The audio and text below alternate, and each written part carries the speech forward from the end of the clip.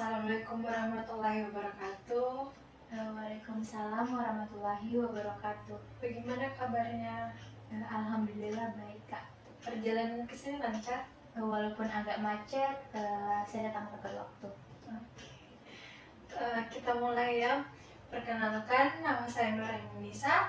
Di sini posisi saya sebagai interviewer yang akan mewawancarai Anda dalam proses wawancara rekrutmen pada posisi resepsionis hotel. Di sini kita akan melakukan wawancara kurang lebih selama 1 jam.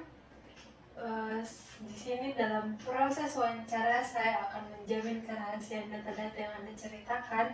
Jadi saya sangat berharap Anda lebih terbuka terhadap apa yang Anda pikirkan, apa yang Anda rasakan, dan apa yang Anda lakukan selama kurang lebih 3 tahun terakhir.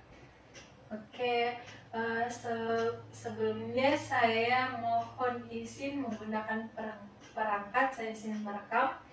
Apakah boleh? Iya, baik, boleh. Oke, sebelum masuk ke proses wawancara, bisakah Anda menceritakan mengenai identitas diri Anda terlebih dahulu? Baik, terima kasih atas kesempatan yang diberikan. Perkenalkan, nama saya Aura Dewi Balkis. Saya akrab disapa Balkis. Saat ini saya berusia 19 tahun. Untuk pendidikan sendiri, saya merupakan tamatan sekolah menengah atas di Kabupaten Bantaeng. Oke. Pada saat Anda menempuh pendidikan SMA dan SMP, apakah Anda pernah memasuki organisasi? Untuk organisasi tersendiri, saya memasuki beberapa organisasi. Ya, yang menurut saya yang paling berkesan adalah ketika saya menjadi ketua Sanggar Seni Abu-Abu dan juga menjadi duta anak Kabupaten Bantaeng. Oke. Selama Anda menjadi ketua sanggar dalam SMA ya? Iya. Bagaimana sih Anda berkomunikasi dengan anggota-anggota Anda? Untuk berkomunikasi sendiri, awalnya saya tidak terlalu berpengalaman, tetapi semakin saya menjalani menjadi ketua, saya banyak belajar. Saya berkomunikasi dengan kakak-kakak yang sebelumnya sudah berpengalaman. Saya mencari informasi terkait bagaimana caranya agar saya bisa melanjutkan kepengurusan ini dengan baik. Lalu saya menerima saran tersebut, saya mengaplikasikannya kepada anggota-anggota saya. Oke, cara apa sih yang Anda aplikasikan kepada anggota-anggota Anda? Salah satu caranya yang saya ketahui adalah dengan pendekatan terlebih dahulu, dengan pendekatan individual, seperti saya mengenal lebih dekat masing-masing anggota saya mengakrabkan diri bukan sebagai antara ketua dan anggota, tapi sebagai teman agar kedepannya itu bisa lebih mudah dalam berkomunikasinya. Apakah Anda merasa komunikasi yang Anda bangun itu efektif? Untuk komunikasi sendiri saya belum merasa terlalu efektif, tapi saya merasa bahwa cara yang saya lakukan sudah bagus, tapi hal ini tergantung lagi dari individu masing-masing, karena selama kepengurusan saya sendiri masih ada beberapa masalah yang kurang bisa saya hadapi, yang belum bisa saya atasi. Hal ini tuh terkait kepengurusan sendiri. Bisa Anda ceritakan masalah seperti apa sih yang pernah Anda alami dalam kepengurusan? Hal ini merupakan masalah yang menurut saya masalah yang umum, yaitu adalah terkait keaktifan dari anggota-anggota saya sendiri. Terkadang masih terdapat beberapa anggota yang yang terlambat untuk datang, baik itu terlambat maupun tidak sama sekali datang dalam kegiatan-kegiatan itu. Oke, bagaimana Anda menangani anggota Anda?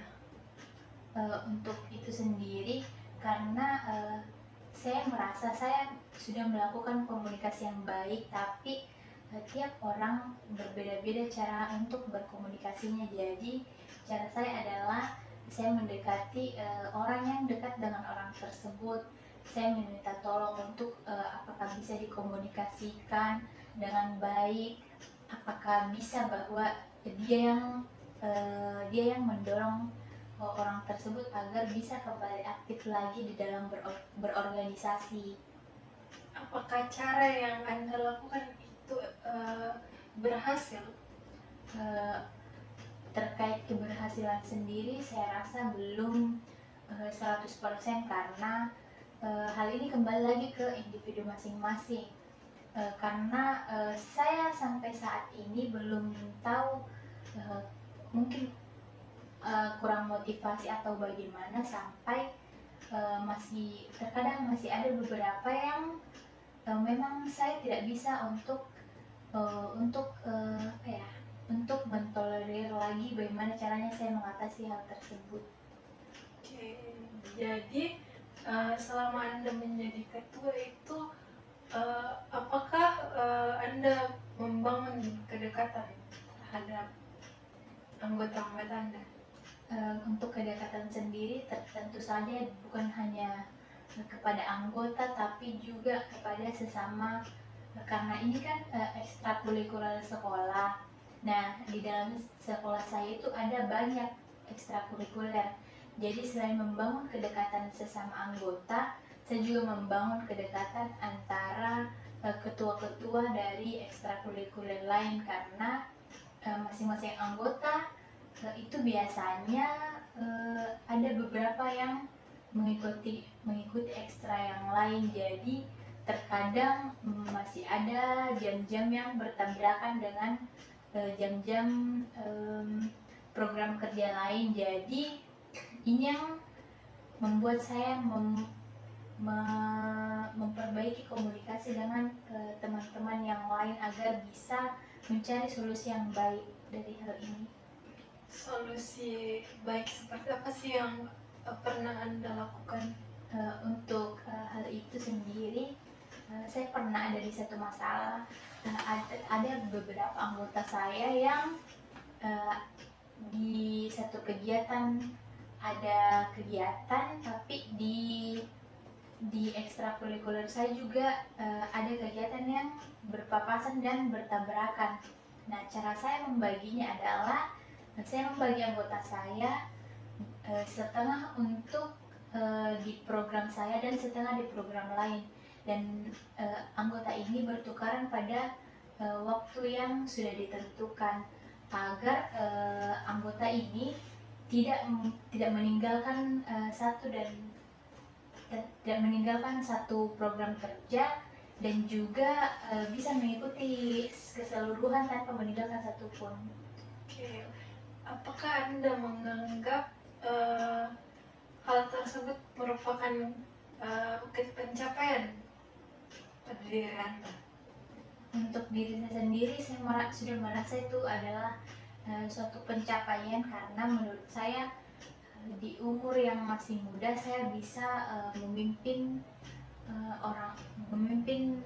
bukan hanya satu tapi ada beberapa orang yang walaupun saya masih belum terlalu baik, tapi saya merasa bahwa saya sudah bisa untuk bukan mengontrol sih, lebih ke memperbaiki cara mereka untuk berorganisasi gitu. Menurut Anda apa sih kekurangan yang Anda miliki selama menjadi ketua? Kekurangan sendiri, saya merasa bahwa saya sendiri belum bisa terlalu baik dalam membagi waktu, karena saya sendiri itu tidak hanya memiliki satu organisasi, tapi ada beberapa yang kadang juga masih bertabrakan dengan jam organisasi yang lain. Bagaimana Anda mengatasi kekurangan-kekurangan yang ada pada diri Anda? Untuk mengatasi tersendiri, saya belum merasa bahwa saya benar-benar mengatasi hal tersebut, karena saya masih sering meninggalkan satu dan lain hal yang sebenarnya tidak bisa saya tinggalkan, tapi saya kadang harus mengorbankan satu hal untuk hal lain, begitu menurut saya.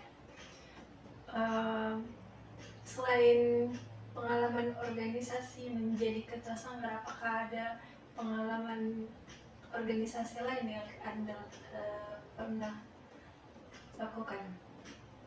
Ada pengalaman, yaitu saat saya bergabung dalam wadah Forum Anak Buta Toa.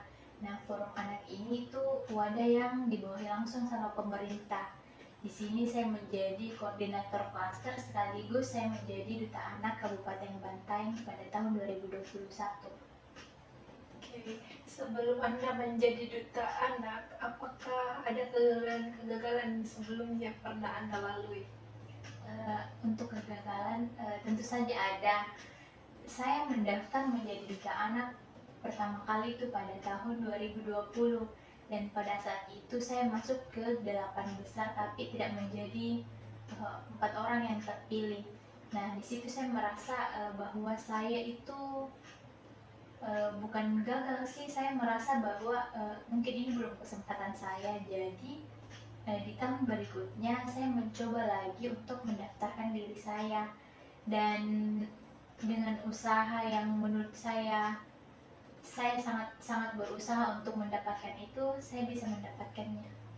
Oke, usaha seperti apa sih yang Anda lakukan selama kurang lebih 1 tahun itu? Usaha yang saya lakukan itu seperti, kan dalam organisasi ada banyak program kerja. Nah, usaha yang saya lakukan adalah saya mengikuti hampir keseluruhan program kerja yang dilaksanakan. Saya selalu tepat waktu, saya mengikuti seluruh kegiatan, dan saya sangat berkontribusi dalam kegiatan tersebut. Saya belajar dari orang-orang yang menurut saya sudah berpengalaman, atau bisa saya katakan duta sebelumnya lah. Saya belajar dari bagaimana cara mereka untuk berinteraksi dengan anak-anak, bagaimana cara mereka berinteraksi dengan orang lain, apa yang mereka lakukan. Saya mempelajari itu semua, lalu saya tanamkan di diri saya ubah itu menjadi lebih baik di diri saya, sehingga saya bisa mendapatkan menjadi duta anak Kabupaten Bantaeng pada tahun 2021. Oke, baik. Kemudian hal apa sih yang membuat Anda merasa bahwa itu sebuah kesuksesan bagi diri Anda? Ada satu momen ketika saya menjadi duta anak, yaitu ketika saya berhasil merealisasikan suara anak-anak yang ada di Bantaeng. Nah, di dalam forum anak ini saya melakukan kegiatan yaitu namanya musyawarah desa khusus anak. Nah, di musyawarah ini kami mendatangi hampir keseluruhan desa yang ada di Kabupaten Bantaeng. Kami mengumpulkan suara-suara anak, hal apa yang paling dibutuhkan dari beberapa desa tersebut. Nah, salah satunya itu adalah mereka menginginkan adanya taman bermain anak. Nah, dari situ saya mengolah suara-suara mereka menjadi suara anak Kabupaten Bantaeng. Lalu pada Hari Anak Nasional, saya membacakan suara anak tersebut di depan pemerintah terkait, sehingga pemerintah dapat mengetahui hal-hal apa saja yang diinginkan anak-anak, sehingga beberapa saat kemudian, beberapa tahun kemudian, suara anak ini direalisasikan oleh pemerintah, sehingga jadilah Taman Bermain Anak Kabupaten Bantaeng. Di situ saya merasa sangat bangga dengan diri saya, karena saya merasa bahwa saya berguna untuk orang lain. Oke, baik.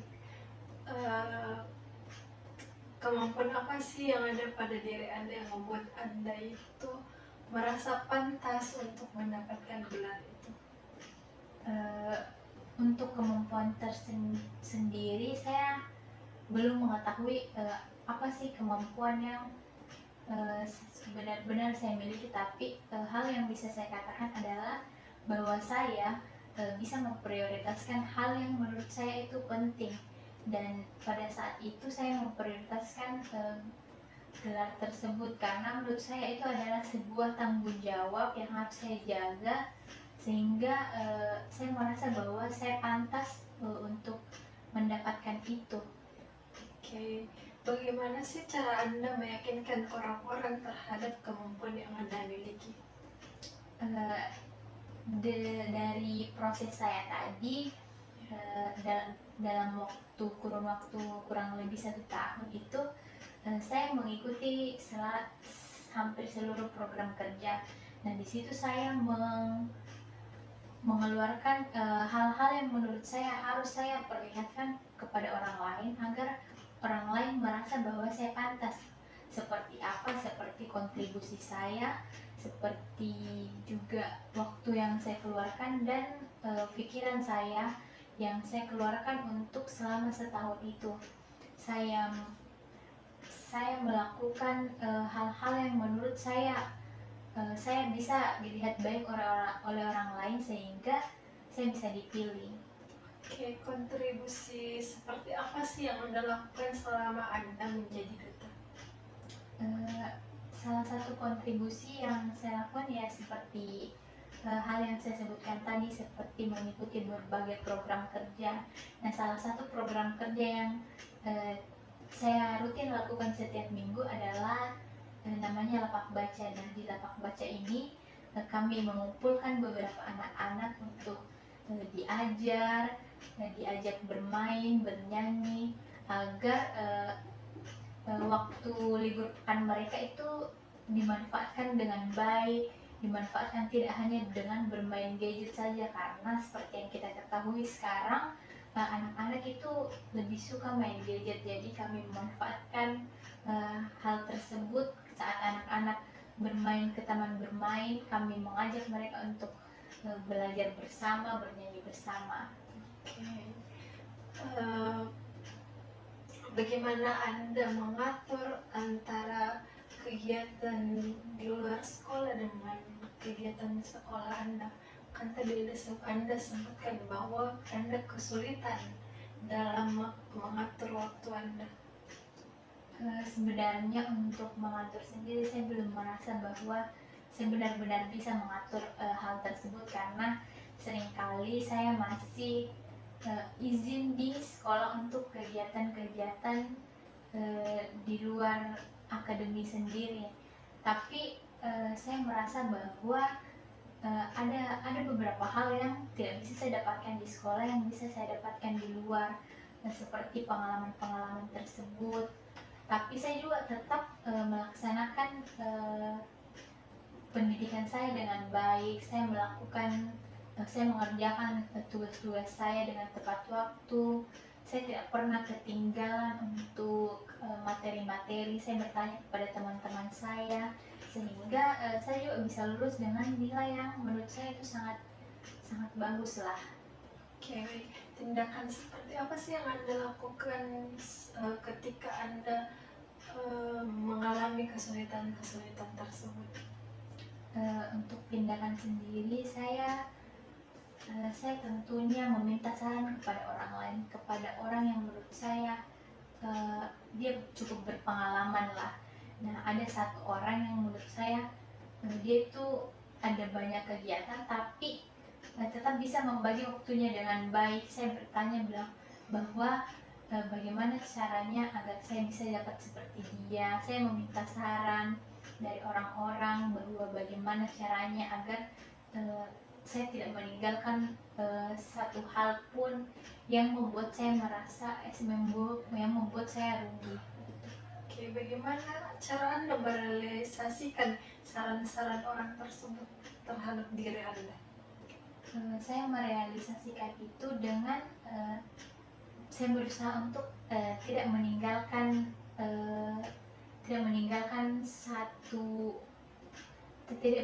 kegiatan apapun, seperti pendidikan saya tetap mengutamakan pendidikan.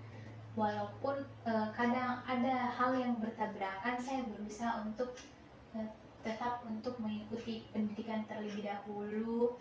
saya juga meminta izin kepada guru untuk mengerjakan tugas di lain waktu juga kadang. Seperti itu sih kurang lebih. Oke, baik. Bagaimana sih Anda meyakinkan pihak sekolah terhadap organisasi di luar sekolah Anda? Sebenarnya bukan saya yang meyakinkan, tapi karena organisasi yang saya masuki ini merupakan organisasi yang dibina langsung sama pemerintah, jadi ada surat izin yang membuat sekolah ini bisa lebih percayalah kepada saya, dan bukan cuma kepada saya, karena di sekolah sendiri ada beberapa anak-anak yang juga sama seperti saya yang mengikuti kegiatan tersebut.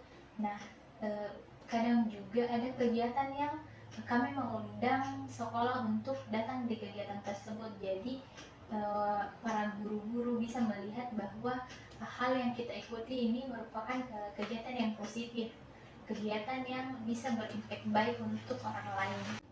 Oke, baik. Apakah Anda pernah mengalami konflik dengan pihak sekolah terhadap organisasi yang Anda lakukan? Untuk saya sendiri, saya belum pernah, tapi saya memiliki pengalaman bahwa ada beberapa teman seorganisasi saya yang berkonflik dengan bukan lagi guru, tapi waktu itu adalah kepala sekolah. Nah, pada saat itu saat teman saya ingin izin untuk keluar melaksanakan kegiatan yang memang sudah ada surat izinnya, tapi pihak sekolah melarang kami untuk mengikuti kegiatan tersebut. Nah, di situ kami sedikit bimbang juga, karena seakan-akan kami disuruh untuk memilih antara pendidikan dan kegiatan di luar akademis itu. Oke, tindakan seperti apa sih yang Anda lakukan sebagai duta anak ketika Anda menghadapi konflik yang seperti itu? Tindakan sendiri sih, saya kan di dalam dutaan di dalam forum ini ada yang namanya fasilitator, ada juga yang namanya bunda-bunda yang memang dari pemerintah langsung. Kami meminta saran kepada orang-orang tersebut.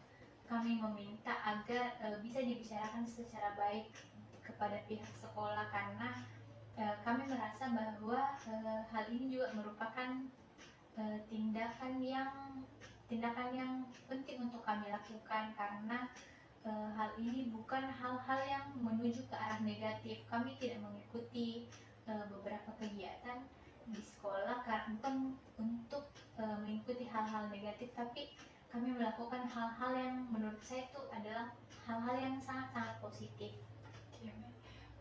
Selama Anda mengikuti organisasi, apakah entah itu forum anak ataupun organisasi ekskul dalam sekolah, apakah Anda pernah mengalami situasi yang membuat Anda merasa buruk?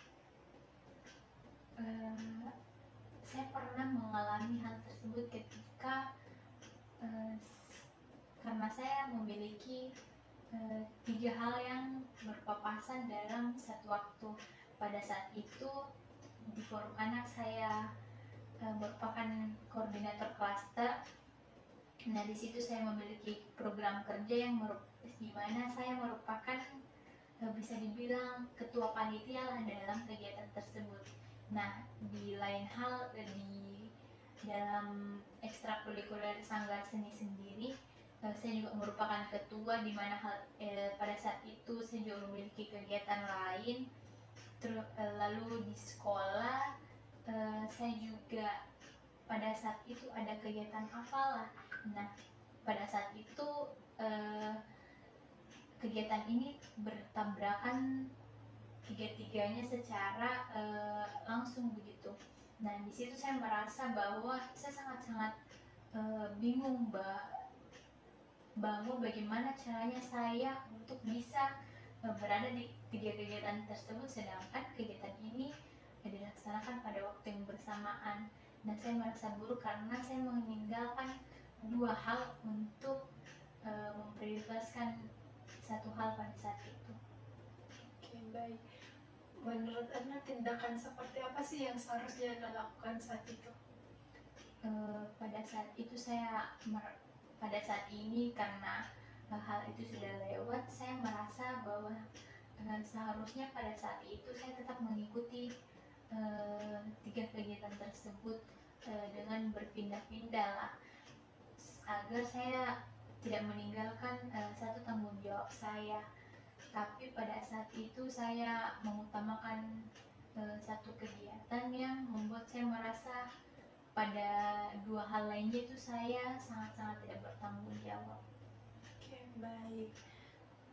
Bagaimana sih cara Anda meyakinkan orang tua Anda di tengah-tengah kesibukan kegiatan organisasi yang Anda lakukan? Kebetulan orang tua saya sendiri itu sangat-sangat mendukung saya dalam hal-hal keorganisasian ini, karena saya melihat saya menunjukkan bahwa kepada mereka bahwa hal yang saya ikuti ini merupakan hal-hal yang positif. Bagaimana caranya saya menunjukkan itu adalah ketika saya setelah saya mengikuti kegiatan, ketika saya pulang saya akan menyampaikan kepada orang tua saya bahwa saya baru saja mengikuti kegiatan bla bla bla. Nah, di situ mereka menjadi lebih percaya lah. Saya juga menunjukkan dokumentasi kegiatan tersebut, jadi mereka tahu bahwa hal yang saya ikuti ini benar-benar adanya, dan hal yang saya ikuti juga merupakan hal yang positif. Oke, baik. Selain itu, apakah Anda pernah merasakan hal frustasi selama Anda menjalani organisasi?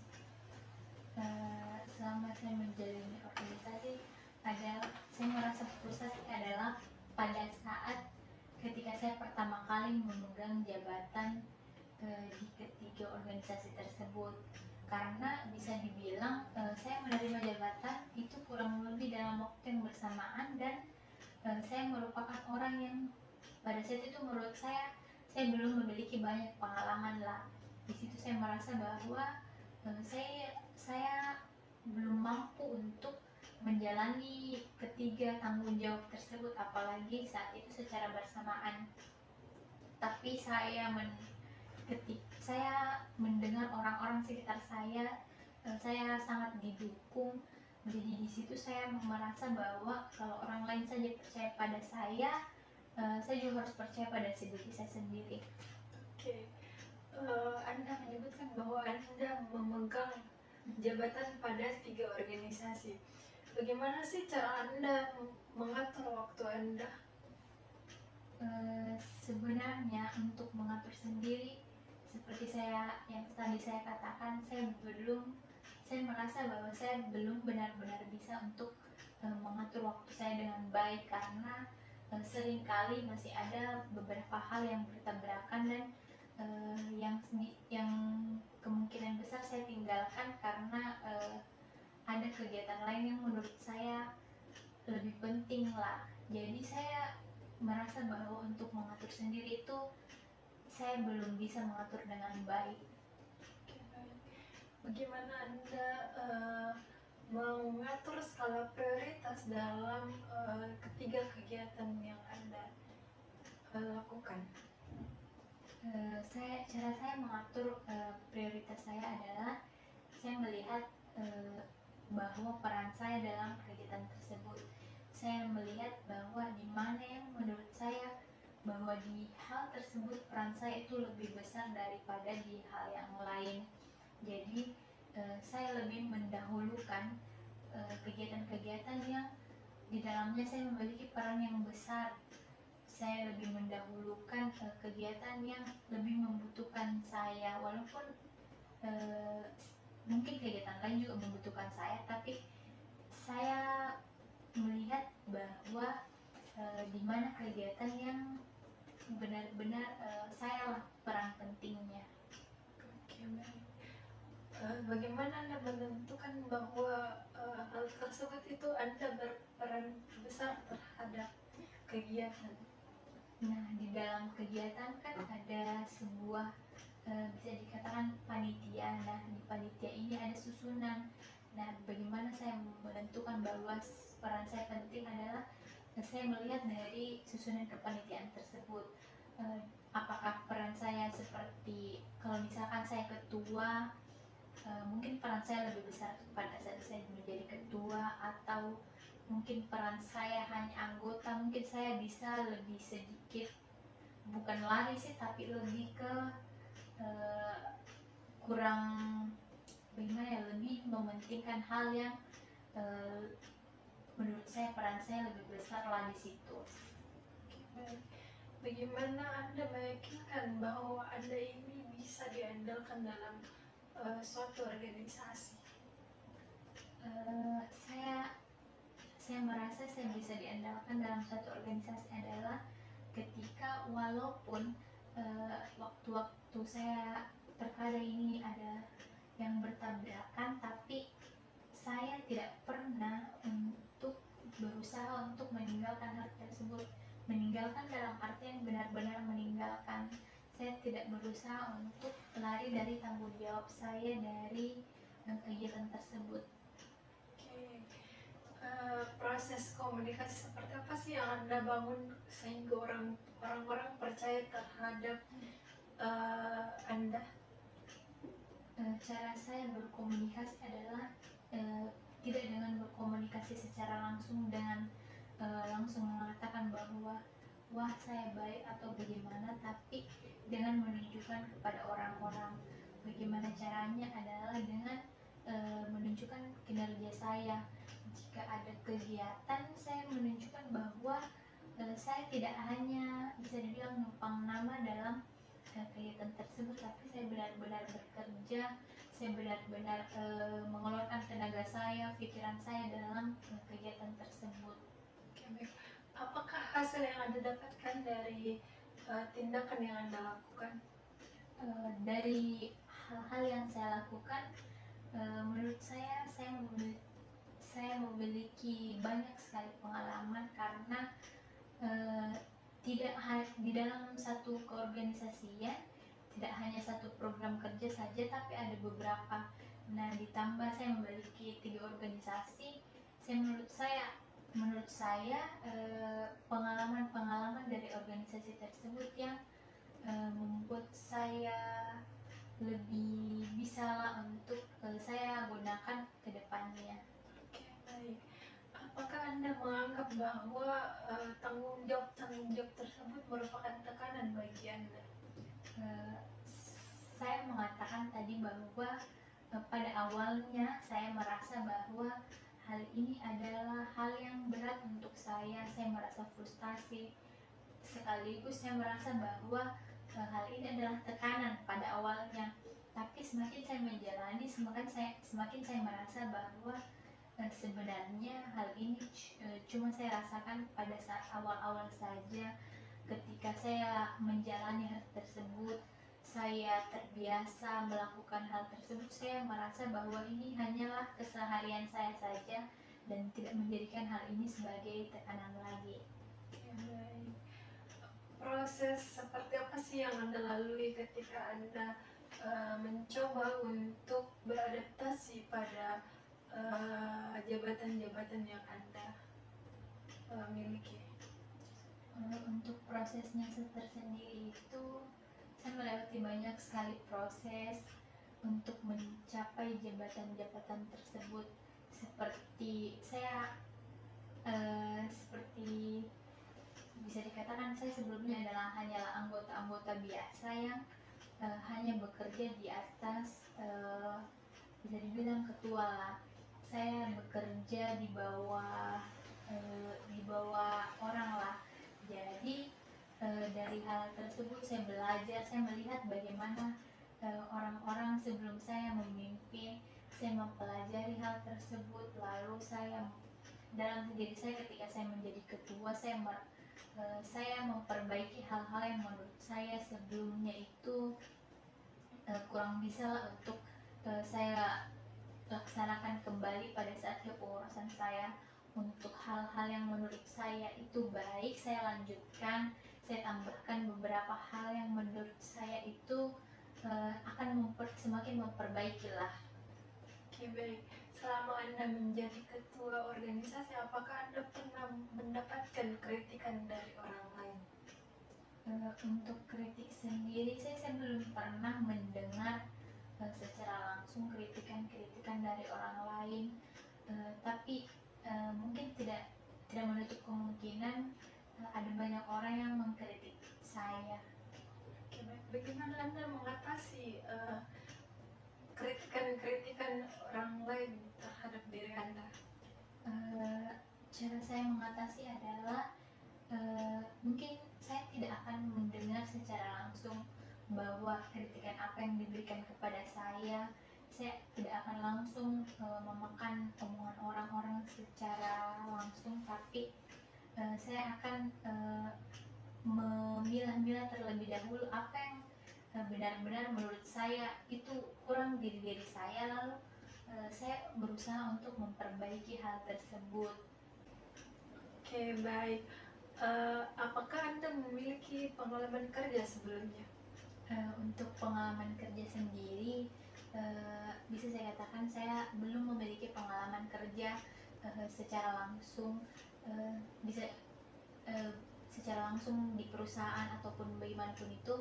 Tapi untuk pengalaman dalam bekerja sendiri, saya merasa bahwa pengalaman berorganisasi saya sudah cukup untuk bisa dijadikan pertimbangan lah. Oke, baik. Mengapa Anda katakan bahwa hal tersebut cukup untuk dijadikan pertimbangan? Karena di dalam organisasi saya kami melaksanakan beberapa program kerja yang di dalamnya terdapat beberapa struktur lah, seperti ada sekretaris, bendahara. Nah, di situ saya belajar bahwa bagaimana caranya saya untuk melakukan hal tersebut lah dengan baik. Oke, baik. Bagaimana bagaimana proses realisasi Anda terhadap program-program kerja yang Anda lakukan? Nah, bagaimana realisasi saya adalah di dalam program kerja ini saya belajar banyak hal, seperti dalam beberapa kepanitiaan saya menjalani beberapa tugas. Saya berpindah-pindah dari misalkan saya di divisi acara, saya mempelajari bagaimana caranya saya untuk menyusun acara agar berjalan dengan baik. Di divisi konsumsi, bagaimana caranya saya mengatur konsumsi lah. Dan juga saya juga pernah di divisi publikasi dan dokumentasi. Di situ saya belajar bagaimana caranya saya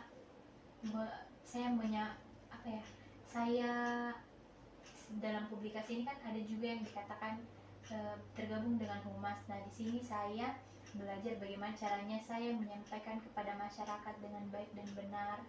Oke, baik. Selama Anda menjalankan tanggung jawab tersebut, bagaimana Anda mengatasi tekanan-tekanan yang Anda rasakan? Cara saya mengatasi tekanan-tekanan tersebut adalah dengan saya istirahat. Saya melakukan hal ini berdasarkan saran dari orang yang menurut saya sering meminta saran kepada orang tersebut.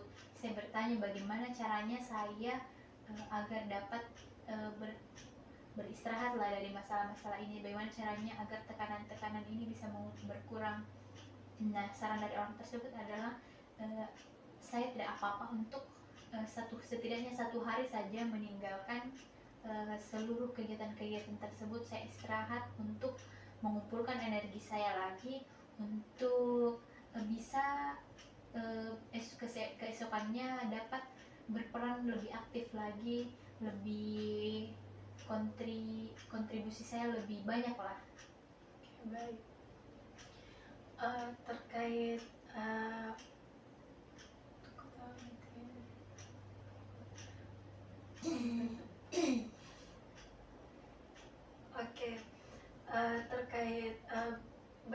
apa sih Anda dalam mengambil sebuah keputusan?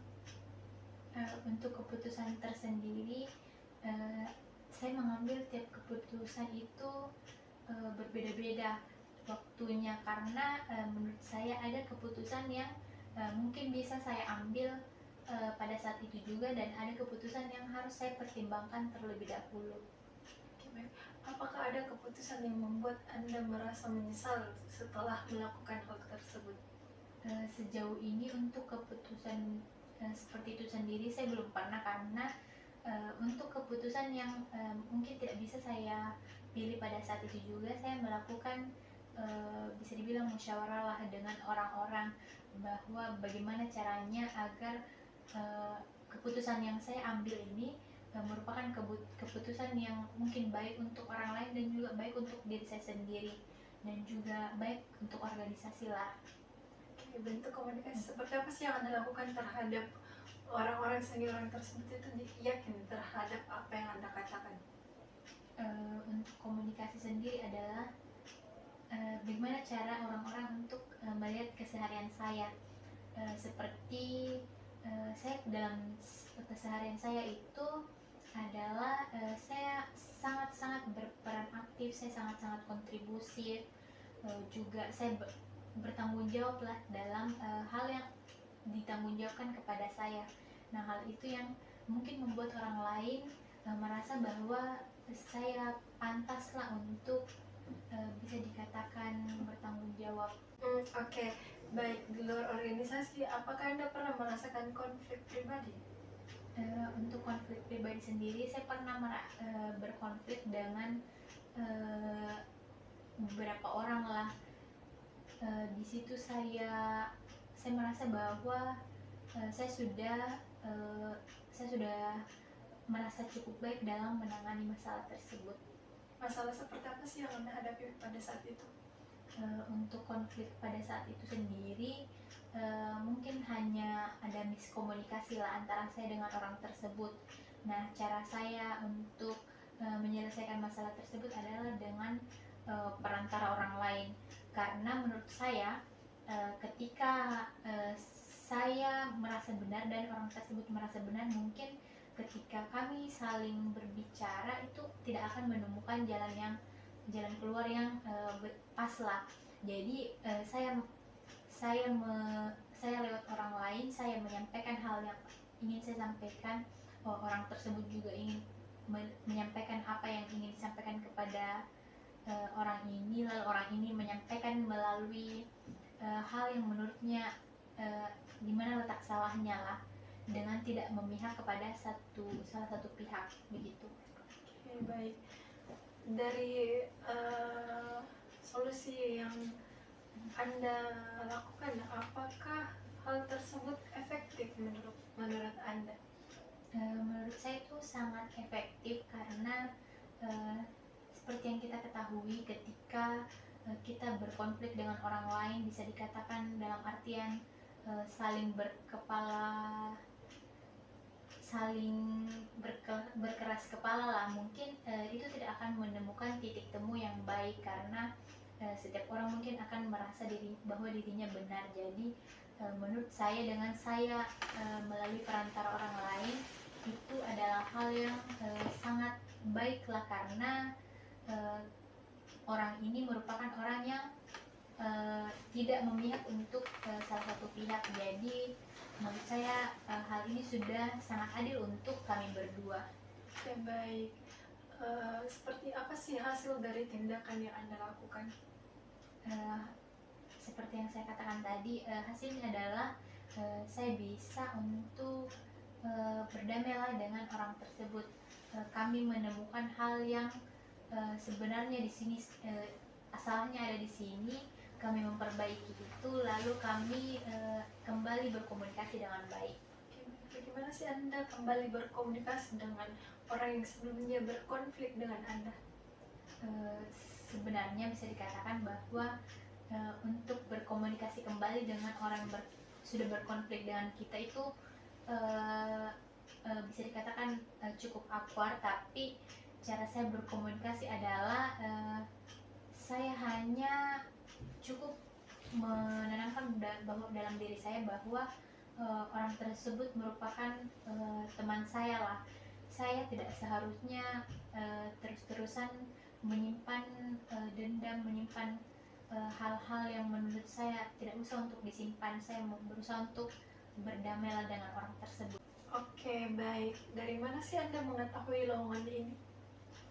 Untuk lowongan sendiri, seperti yang kita ketahui kan sekarang ada banyak sekali informasi-informasi yang bisa kita dapatkan dari sosial media. Nah, untuk lowongan ini sendiri saya mendapatkan itu dari sosial media, dan kebetulan memang saya mencari info-info lowongan kerja. Saya mencari pekerjaan-pekerjaan yang menurut saya bisa untuk saya daftari. Nah, disitulah saya menemukan lowongan ini di salah satu sosial media, yaitu Instagram. Oke, baik. Bagaimana Anda mengambil keputusan bahwa Anda harus mendaftarkan diri pada lowongan ini?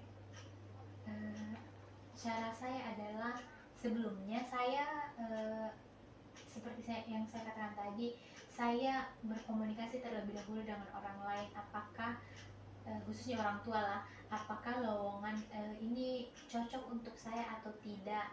Saya mendengar saran-saran dari orang lain sebelum saya mendaftarkan diri dalam lowongan ini. Oke, baik. Kenapa sih Anda selalu bertanya terlebih dahulu kepada orang lain terhadap keputusan apa yang harus Anda ambil? Sebenarnya sebelum bertanya kepada orang lain, saya sudah memiliki hal yang menurut saya argumentasi saya sendiri lah, pendapat saya sendiri bahwa apakah saya cocok atau tidak dengan hal tersebut. Tapi bisa dibilang saya mencari validasi dari orang lain, saya mencari hal yang menurut saya bisa mendukung keputusan saya ini kepada orang lain, begitu. Oke, baik. Ketika seseorang orang yang Anda mintai pendapat tidak mendukung apa yang Anda ingin lakukan, bagaimana respon Anda? Respon saya itu adalah saya menanyakan atas dasar apa mereka tidak mendukung saya dalam hal tersebut. Ketika saya mendengar alasan mereka, saya akan menimbang-nimbang terlebih dahulu apakah mungkin hal tersebut memang tidak saya sadari adanya, bahwa mungkin memang kurang cocok untuk saya, atau menurut saya sudah benar tapi mungkin orang tersebut yang keliru, begitu. Oke, baik. Apakah Anda pernah mengambil sebuah keputusan tanpa menanyakan keputusan Anda kepada orang lain? Sejauh ini untuk keputusan tersendiri saya selalu menanyakan kepada orang lain, karena saya memiliki prinsip bahwa hal yang mungkin menurut saya benar belum tentu benar di orang lain. Jadi sebelum mengambil keputusan, saya mencari informasi lah kepada orang lain. Saya mencari jawaban apakah hal yang saya lakukan ini sudah benar atau perlu dikoreksi atau memang salah lah. Baik. Dari jawaban-jawaban orang lain, seberapa berpengaruh sih hal tersebut terhadap diri Anda? Sangat berpengaruh, karena terkadang ada hal yang menurut saya hal tersebut adalah salah, tapi ketika saya mendengar pendapat orang lain, saya memiliki tambahan sudut pandang lah, bahwa terkadang hal yang menurut saya salah, ketika saya melihat dari sudut lain itu hal tersebut sebenarnya tidak terlalu salah. Baik. Kalau seandainya Anda kami terima dalam posisi pekerjaan ini, apakah Anda bersedia kami tempatkan di mana saja perusahaan kami akan menempatkan Anda? Tentu saja saya akan bersedia, karena sebelum mendaftarkan diri dalam lowongan pekerjaan ini, tentunya saya sudah mencari tahu informasi terlebih dahulu tentang di mana saja posisi-posisi yang akan bisa ditempati.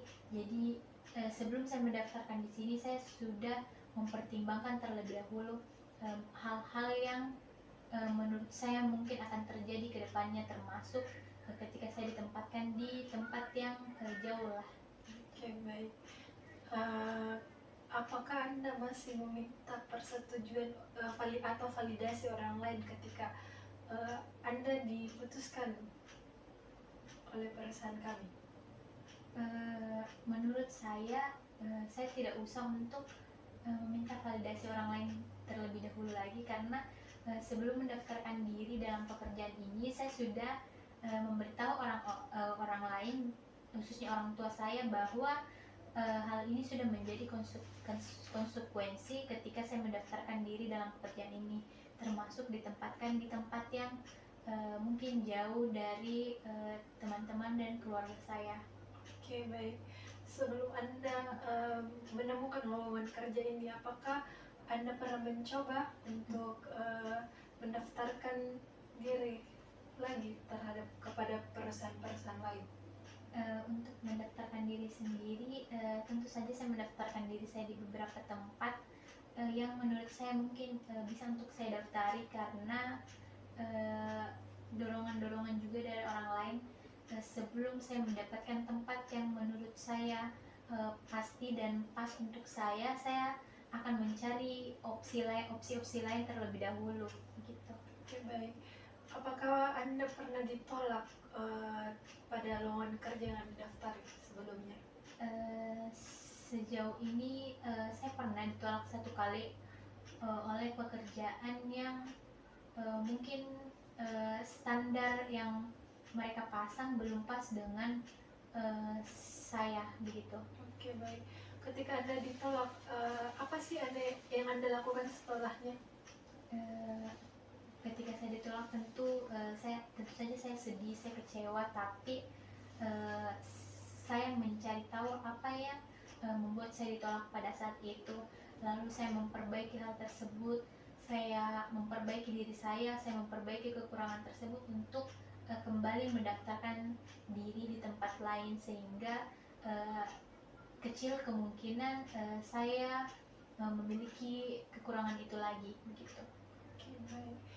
Apakah setelah Anda memperbaiki kekurangan-kekurangan Anda sebelumnya, apakah Anda merasa yakin bahwa Anda akan berhasil? Sejauh ini saya merasa bahwa diri saya bisa berhasil, karena dalam memperbaiki kesalahan-kesalahan tersebut saya sudah berusaha semaksimal mungkin.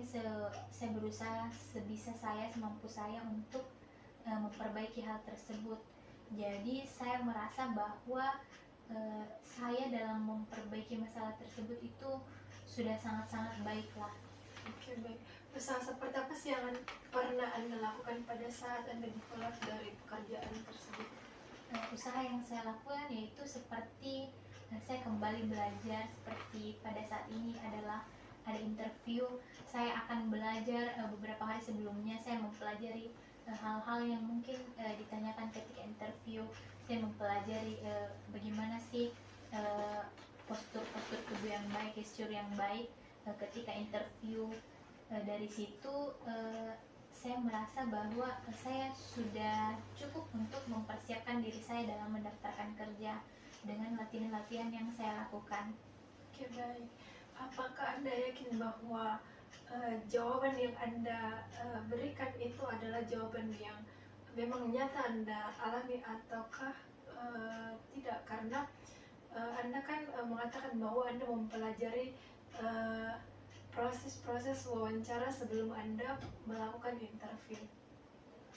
Menurut saya jawaban-jawaban yang saya berikan itu sudah cukup baiklah, karena ketika saya mempelajari pertanyaan-pertanyaan yang akan mungkin kemungkinan besar akan diinterviewkan, saya juga menyiapkan jawaban-jawaban yang menurut saya jawaban itu akan pas untuk saya sampaikan kepada penginterview. Saya mengonsep hal-hal yang mungkin bisa saya sampaikan kepada orang tersebut. Baik. Seberapa meyakinkan sih konsep yang Anda buat? Menurut saya sudah cukup yakin dengan konsep yang saya buat karena saya mengerjakan hal tersebut jauh-jauh hari sebelum saya melakukan interview. Jadi saya merasa bahwa ketika ada hal yang mungkin hari ini tidak saya masukkan dalam konsep tersebut, tapi keesokan harinya saya mengingat hal tersebut, saya masukkan kembali ke dalam konsep tersebut. Jadi saya merasa bahwa persiapan yang saya berikan, persiapan yang sudah saya konsep merupakan hal yang menurut saya sudah sangat baik lah. Oke, baik. Apakah Anda pernah merasa lelah dalam proses Anda mencoba mencari-cari pekerjaan? Lelah itu tentu saja saya terkadang itu juga lelah, tapi hal itu tidak membuat saya untuk menyerah lah. Jadi ketika saya lelah seperti yang saya katakan tadi, saya akan istirahat terlebih dahulu dari beberapa hal. Saya meninggalkan beberapa hal untuk istirahat, untuk memperbaiki diri saya, untuk merecharge lagi lah diri saya agar ketika saya mendaftarkan diri kembali dalam beberapa pekerjaan, saya bisa mengeluarkan seluruh tenaga saya, seluruh kemampuan saya yang menurut saya sudah cukup baik lah. Oke, baik. Kan Anda tadi bilang bahwa sebelum Anda mendaftarkan pada lowongan kerja, Anda terlebih dahulu memberitahu kepada orang tua dan meminta sarannya. Apakah orang tua Anda pernah tidak mendukung Anda dalam keputusan Anda? Tidak mendukung, tentu saja ada beberapa hal yang orang tua saya itu tidak mendukung saya dalam hal tersebut, dan saya merasa bahwa selama ini orang tua saya itu selalu mendukung saya jika hal tersebut merupakan hal yang baik. Jadi ketika ada hal yang orang tua saya tidak mendukung saya dalam hal tersebut, saya berusaha untuk menerima hal tersebut, ataupun saya berusaha mencernalah kembali apa yang dilarang oleh orang tua saya. Ketika saya merasa bahwa hal itu salah, saya akan memberitahu orang tua saya akan memberikan pemahaman bahwa mungkin hal ini bisa saya lakukan karena menurut saya hal ini juga cukup baik. Tapi ketika saya mencerna kembali dan menurut saya memang hal itu salah, saya mengikuti apa yang dikatakan oleh orang tua saya. Oke, apa sih tantangan terbesar dalam hidup Anda yang pernah Anda lalui selama 3 tahun terakhir ini?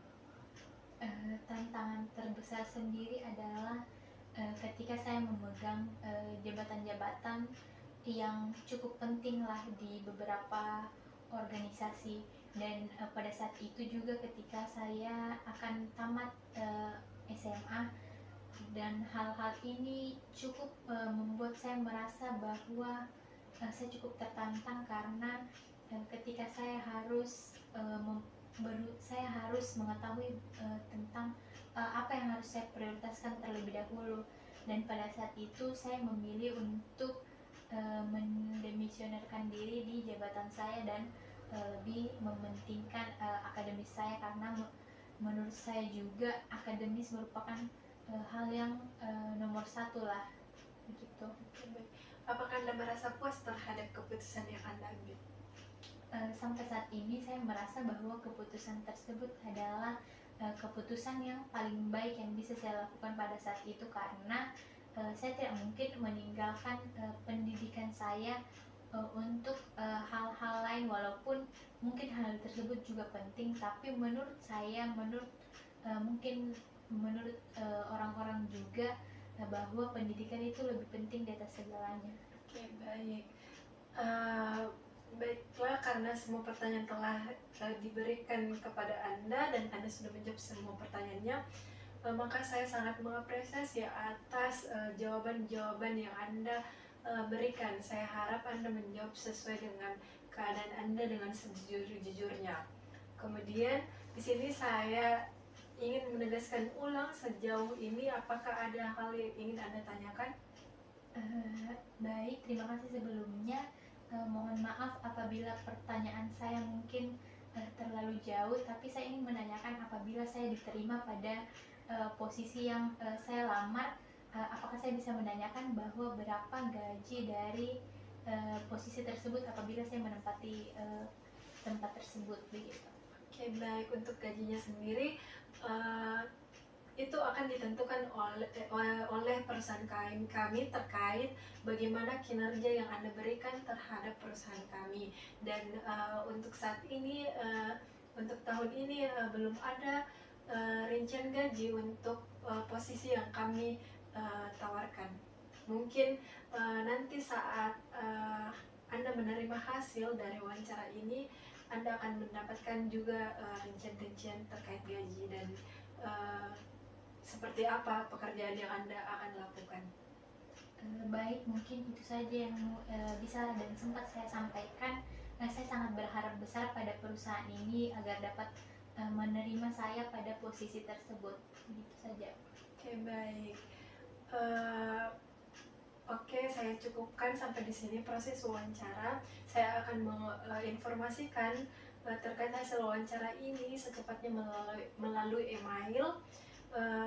Sekali lagi saya dari pihak perusahaan mengucapkan banyak-banyak terima kasih atas waktu dan tenaga yang telah diluangkan. Saya akhiri proses wawancara kali ini dengan ucapan Assalamualaikum warahmatullahi wabarakatuh. Waalaikumsalam warahmatullahi wabarakatuh. Terima kasih. Ya, baik, terima kasih.